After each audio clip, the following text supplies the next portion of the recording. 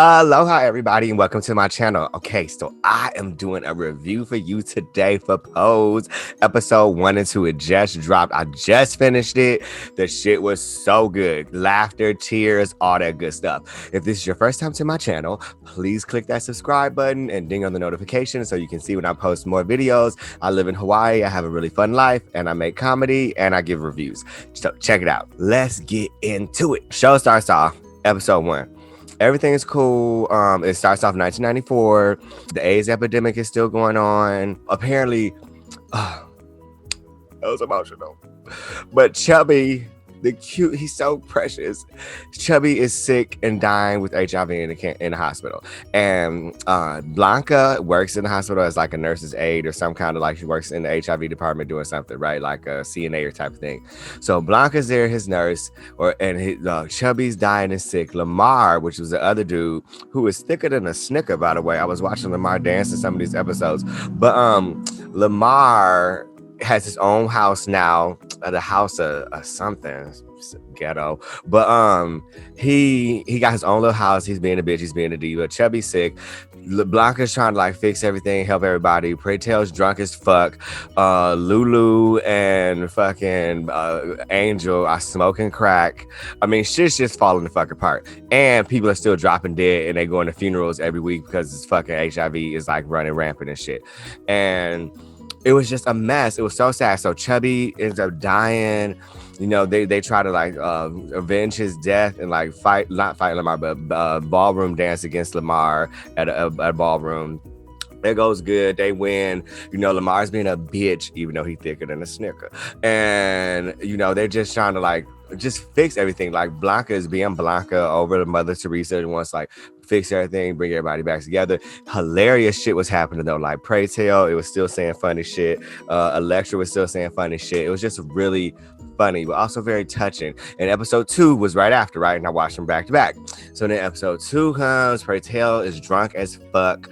They smoke. Lulu and fucking Angel are still smoking crack and shit, and they get called out on that. They try to do an intervention for Pray Tell. Pray Tell snapped, crackled, and popped on their asses and told everybody off. But you know, fucked up as it is, the shit he was saying, he has some valid fucking points. Like y'all just as fucked up as me.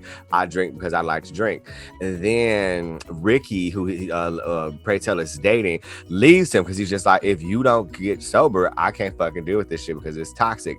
Been there, done that, had to do the same thing, Ricky. Love yourself first. So Ricky leaves Pray Tell. Pray Tell's a mess. Pray Tell quit ballroom, but then Pray Tell goes back to ballroom. It was so much going on in the episodes, but we're only episode 2 in.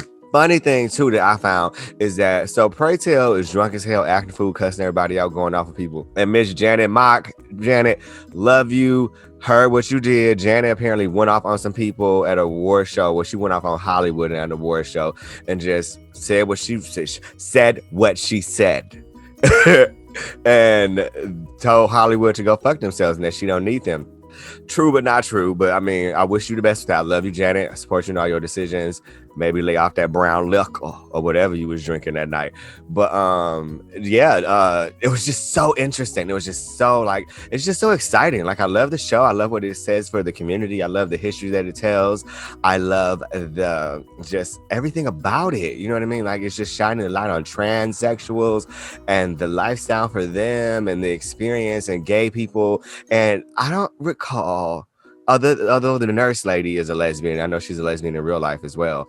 But yeah, you know, I was gonna say I don't recall lesbians on the show really, but I'm so happy that it's back. There are only 7 episodes I've heard, so it's not gonna be just great. Like, you know, the first season was 8 episodes, the second season was 10 episodes, and this is the final season. And sorry about that, someone drove past, and they're packing 7 episodes. Ooh, I'm itching, y'all. They're packing this season into 7 episodes, and I'm a little concerned about the story, but the writing is great so far. I mean, both episodes, I laughed, I cried, I laughed, I cried. The acting is great, the story is great. Episode 3 is coming up, and it is called The Trunk because Electra got that motherfucker in her closet still in that trunk that she accidentally killed. I think he OD'd or something like that. But yeah, I remember he OD'd. But so episode 3 is coming up, and it's gonna be having something to do with Blanca trying to help Electra figure out, bitch, you need to get this dead body out your closet. But I'm back, episode 3. Keep the juice pumping. Keep the shows coming. Follow me on Instagram. Follow me on TikTok. If you want a piece of Hawaii and you want something to laugh at, I will be happy to provide that for you. Yeah, and that's all I got to say today. Just watch Pose. Hopefully, if the numbers get high enough, and if they start paying Janet right, because that was what Janet was talking about on that little meltdown she had, was like, fuck Hollywood, they don't pay me enough.